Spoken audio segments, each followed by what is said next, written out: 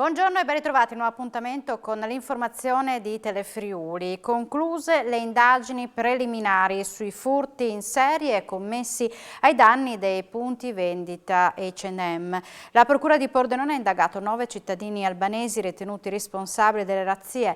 La merce veniva rivenduta in Albania nei punti vendita della catena gestiti dalla moglie di un componente della banda. Sono 9 gli indagati, 5 donne e 4 uomini, tutti cittadini albanesi, ritenuti responsabili di una serie di furti ai danni della catena di abbigliamento H&M nel nord-est e non solo.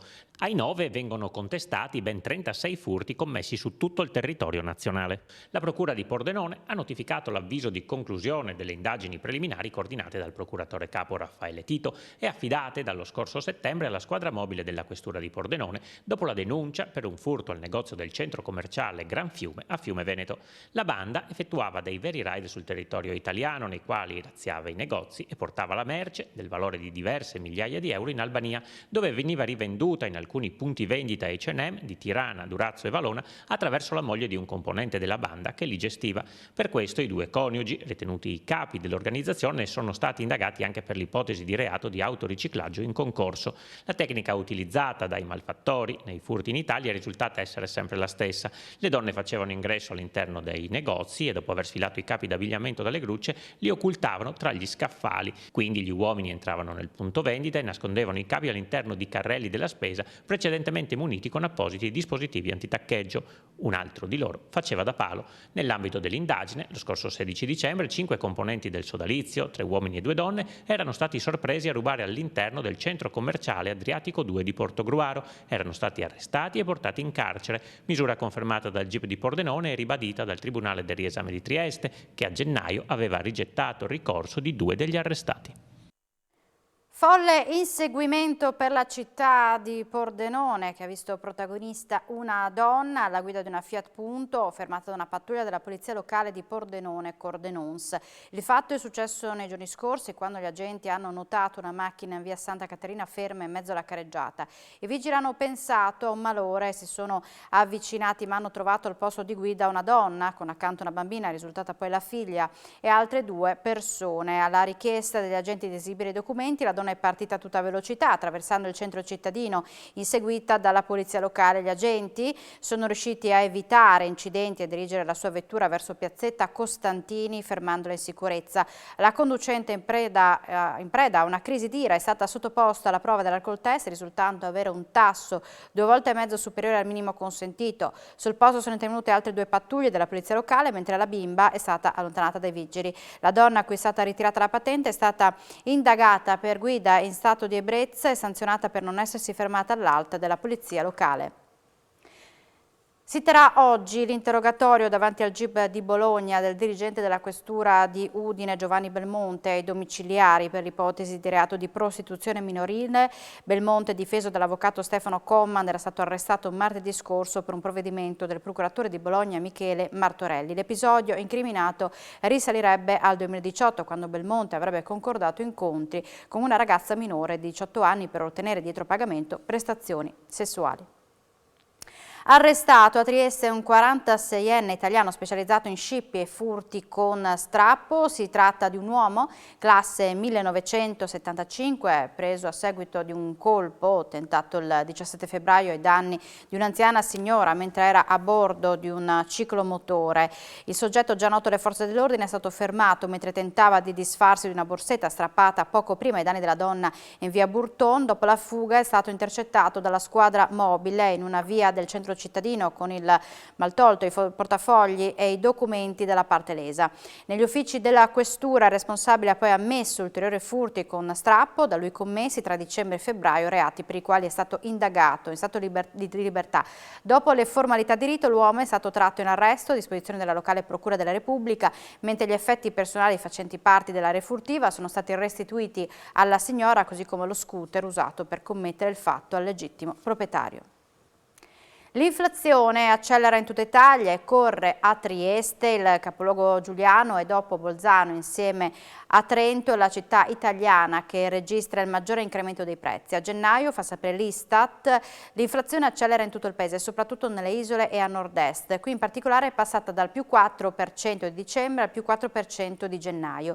Nei capoluoghi delle regioni e delle province autonome, nei comuni non capoluoghi di regione con più di 150.000 abitanti, l'inflazione più elevata si osserva a Bolzano, più 6,2%, Trento e Trieste più 5,9% per entrambe, mentre le variazioni tendenziali più contenute si registrano a Milano, più 3,9% e Torino, più 3,8%. Nel mese di gennaio la stima definitiva dell'indice dei prezzi al consumo per l'intera collettività del Comune di Trieste ha registrato un più 1,6% rispetto al mese precedente e 5,9% su un anno rispetto cioè a gennaio 2021. Il maggiore incremento si registra alla voce abitazione, acqua, energia, gas e altri combustibili, prodotti alimentari e bevande analcoliche. Per quanto riguarda Udine, invece, nel mese di gennaio 2022 i prezzi al consumo hanno registrato più 1,5% rispetto a dicembre 2021 e 5% su un anno rispetto cioè a gennaio 2021. Anche nel capoluogo friulano il maggiore incremento si registra alla voce abitazione, acqua, energia elettrica, combustibili, prodotti alimentari e bevande analcoliche.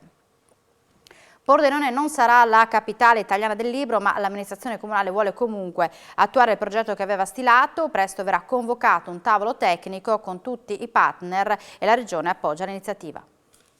Pordenone e il Friuli non hanno ancora smaltito la delusione per la mancata assegnazione alla città del titolo di capitale italiana del libro 2022, che ha visto vincere Ivrea. Ma nonostante tutto, il progetto, pensato assieme ai partner del territorio, non finirà nel cassetto, ma sarà comunque proposto.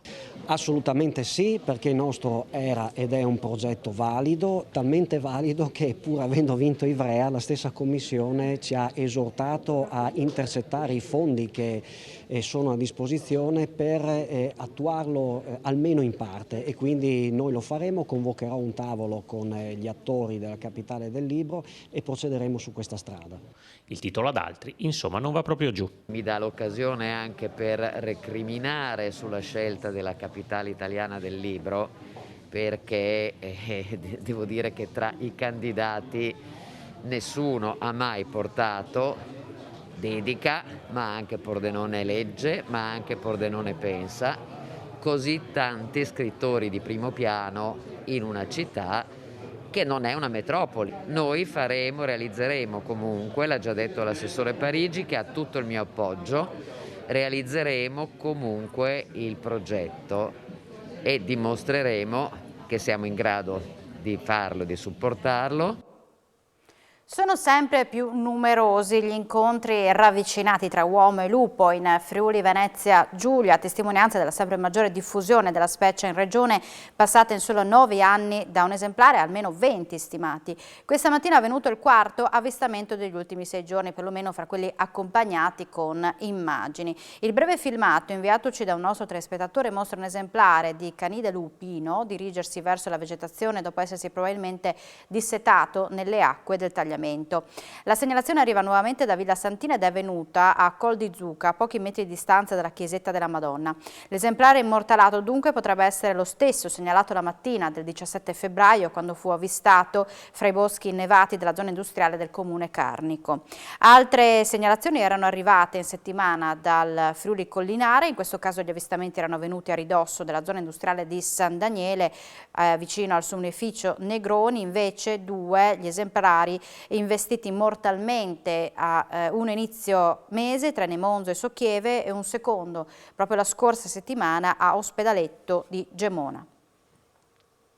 Lo sport, la CDA Volley Talmasson, società friulana ai vertici della A2 femminile, Euro Volley School e Volley Club Trieste, storici sodalizi triestini, hanno cominciato una nuova collaborazione con l'obiettivo di una crescita congiunta, puntando ai risultati sportivi e a rafforzare i rispettivi settori giovanili, attirando più attenzione sulla pallavolo in Friuli e nella Venezia Giulia. I club, accomunati dall'insegnamento della pallavolo a ragazzi e ragazzi per rafforzare la salute e il benessere psicofisico in modo etico, Attico hanno trovato un'intesa per dar vita a percorsi tecnici formativi congiunti, sviluppando la pallavolo con una comune valorizzazione di atleti, allenatori e dirigenti locali. Soddisfazione e grandi ambizioni sono state espresse e delineate da parte dei direttori sportivi del CDA Gianni De Paoli, del Volley Club Trieste Andrea Stefani e del direttore tecnico dell'Eurovolley School Lorenzo Sparello. Siamo in chiusura, ma subito dopo la pubblicità appuntamento con A Voi la Linea. L'informazione poi ritornerà in diretta alle 16:30. Grazie per l'attenzione e buona giornata.